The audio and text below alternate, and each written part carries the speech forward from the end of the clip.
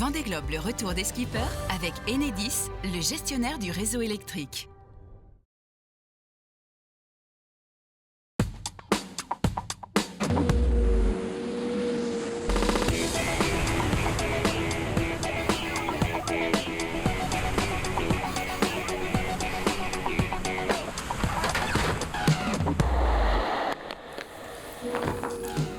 Vous l'avez peut-être vécu avec nous cette nuit, Yannick Bestaven remporte le 9e Vendée Globe. Le skipper de Maître Coq a franchi la ligne d'arrivée à 4h19 au Sable d'Olonne en 3e position, mais en raison de la compensation de temps octroyée suite à sa participation au sauvetage de Kevin Escoffier, le Rochelais s'empare de la première place avec un temps de 80 jours, 3h44 minutes et 46 secondes. Il devance de 2h31 seulement Charlie Dalin, et c'est Louis Burton qui prend la 3e place. Yannick Bestaven qui a participé pour la 2e fois au Vendée Globe après un abandon lors de sa première participation, et donc en plein milieu de la nuit il a pu franchir la ligne d'arrivée et donc remporter le Graal pour tout marin, le Vendée Globe. On va écouter sa réaction juste après le passage de la ligne d'arrivée.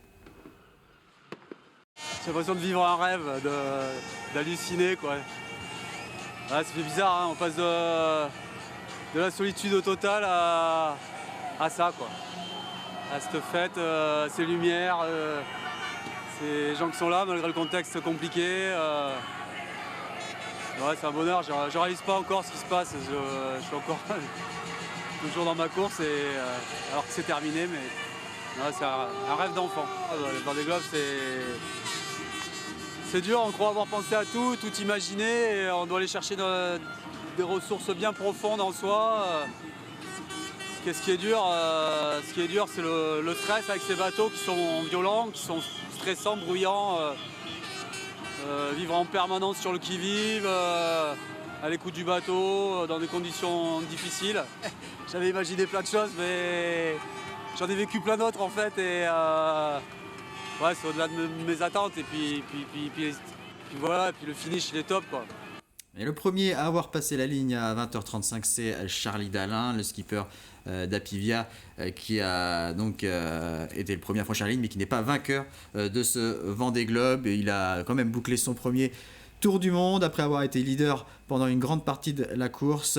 Réaction là aussi du skipper d'Apivia après avoir bouclé son Tour du Monde. Voilà, c'était une sacrée course, une sacrée aventure. Beaucoup d'émotions, voilà, c'est vraiment de passer de seul au monde à autant de bateaux autour, tous ces zodiacs, ces lumières, ces supporters, voilà, sans transition aucune. Voilà, je suis vraiment passé de seul sur mon bateau à entouré d'une nuée de bateaux, et voilà, c'est vraiment particulier quoi. Il n'y a pas de transition, ça vient en un claquement de doigts. Il y a eu plein de rebondissements, j'ai eu des hauts, des bas, eu pas mal de bricolage aussi. Mais non, c'est une super expérience quoi. Voilà, j'ai traversé l'océan Indien, le Pacifique, j'ai franchi mon premier Cap Horn. Et 4 heures après Charlie Dalin, c'est le skipper de Bureau Vallée, Louis Burton, qui à son tour a franchi la ligne d'arrivée et a donc pris la 3e place derrière Yannick Bestaven et Charlie Dalin. Louis Burton qui n'a pas été ménagé par les soucis techniques tout au long de son Tour du Monde, lui qui était tout près de l'abandon après s'être arrêté le long de l'île Macquarie pour effectuer des réparations. Et donc un grand bonheur pour le skipper de Saint-Malo que l'on écoute. C'est un grand bonheur, une grosse fierté d'être dans les premiers à couper cette ligne d'arrivée. 7 jours de moins qu'il y a 4 ans.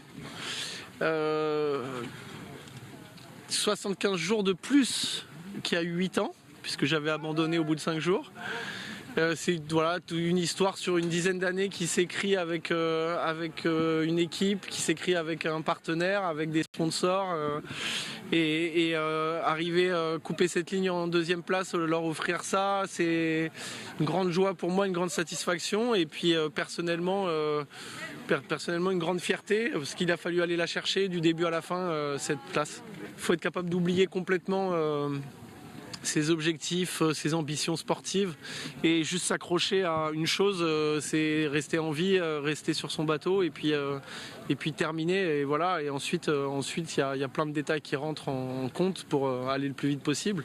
Et un quatrième skipper a également bouclé son tour du monde cette nuit au Sable d'Olonne. C'est Thomas Ruyant sur Linked Out, quatrième position donc pour le nordiste, mais c'est une position provisoire car d'autres arrivées sont prévues avec des skippers qui vont bénéficier eux aussi de compensations horaires en raison de leur participation au sauvetage de Kevin Escoffier.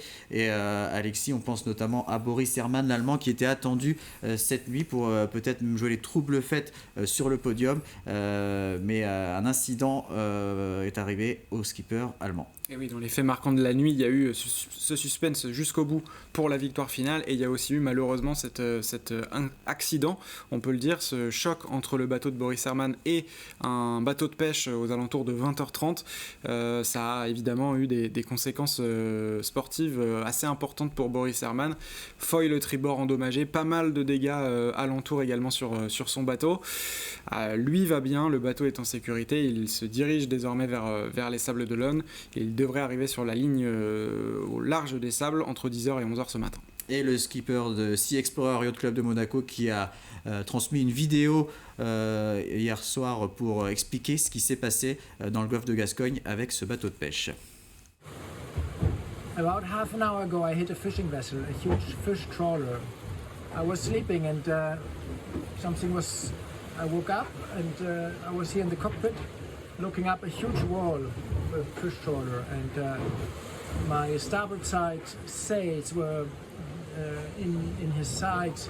My Janaka was stuck on his cranes and sinks on the side, and I hear sail ripping, and so I'm really gutted, and I'm sorry for everyone who supports us that this happened. It's certainly the worst nightmare that happened to me so far, and on the positive side, we're still in the race, we still have a mast, and what really intrigues me is why did it happen? Voilà, l'arrivée de Boris Herrmann qui est prévue ce jeudi, mais ce ne sera pas la seule. Ça va s'enchaîner de nouveau ce matin. Boris Herrmann entre 10h et 11h, suivi de Giancarlo Pedoté entre 11h et midi, puis de Damien Seguin entre midi et 13h, et puis ce soir un peu plus tard, probablement entre 19h et 21h, Jean Lecam, et ça sera à suivre lui aussi la 16h15 de compensation qu'il faudra déduire de son temps effectif. Et puis demain vendredi, ce sera au tour du Vendéen, le skipper de l'Île-Dieu, Benjamin Dutreux, sur Omia Water Family, de franchir la ligne d'arrivée. Revenons tout de même sur cette victoire de Yannick Bestaven, qui ne faisait pas partie des favoris avant le départ, lui qui visait un top 5. Et même un top 5, on trouvait ça peut-être un peu ambitieux pour Yannick Bestaven. Finalement, il a fait bien mieux, beaucoup mieux. On s'y attendait pas, d'abord parce qu'il naviguait sur un bateau de 2016, pas un bateau de dernière génération. En plus de ça, il n'a pas forcément des références comme d'autres pouvaient avoir, donc c'était vraiment un outsider, un vrai outsider, mais rien n'est dû au hasard. Effectivement, il a eu une préparation très solide en amont, notamment avec l'aide de Roland Jourdain, et puis il a fait aussi pendant la course, tout au long de la course, des vrais choix tactiques engagés, lui aussi, il a fait parler son sens marin, donc effectivement c'est plutôt mérité, et puis il a aussi eu cette bonification dont il a parlé, il l'a dit d'ailleurs, j'estime que c'est mérité. Je me suis dérouté pour aller sauver Kevin Escoffier. J'ai traversé une mer démontée ce soir-là. J'ai passé 6 heures à rechercher un copain dans un radeau de survie. Il assume totalement cette bonification qui lui offre finalement la victoire. Mais il a aussi glissé à Charlie Dalin et c'était peut-être la plus belle phrase de la soirée. Il y a 2 vainqueurs sur ce Vendée Globe. Charlie Dalin qui a coupé la ligne en premier et Yannick Bestaven, le vainqueur officiel. 4 bateaux arrivés à Port-Olona, 4 bateaux qui vont arriver ce jeudi, des arrivées bien sûr à suivre sur notre antenne, que ce soit dans le journal ou dans le journal du Vendée Globe. Passez une excellente journée.